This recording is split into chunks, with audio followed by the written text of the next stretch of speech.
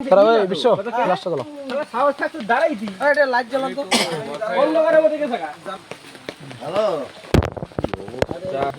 এই দেখুন আমাদের শক্তিকেন্দ্র প্রমুখের বাড়ি আজকে তৃণমূলের কিছু হারমাত অ্যাটাক করেছে, বাড়িঘর ভাঙচুর করেছে এবং হলো রামকৃষ্ণ আইভিএফ সেন্টার, মা হওয়ার স্বপ্ন পূরণ। নির্ভরযোগ্য চিকিৎসা এখন আপনারই শহরে, জীবন রেখা হসপিটাল।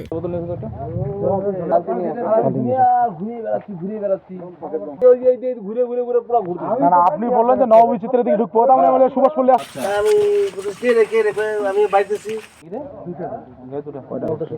বাবার নাম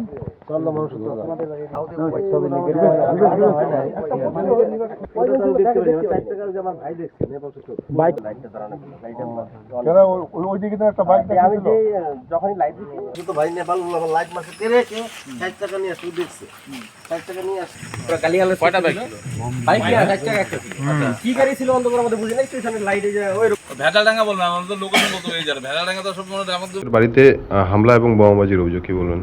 দেখুন, তৃণমূল রাজ্যে নেই, দলটা নির্মূল হয়ে গেছে, তাই এলাকায় তারা সন্ত্রাস সৃষ্টি করে তারা যাতে মানে বেঁচে থাকতে পারে। কারণ সাধারণ মানুষের বহু অভিযোগ এই সন্ত্রাসবাদীদের বিরুদ্ধে, অনেকের কাছ থেকে আবাসের নাম করে টাকা নিয়েছে, যে কোনো সাধারণ মানুষের উপর তারা বিভিন্নভাবে অত্যাচার করেছে, মানুষের বাড়িঘর ভেঙেছে।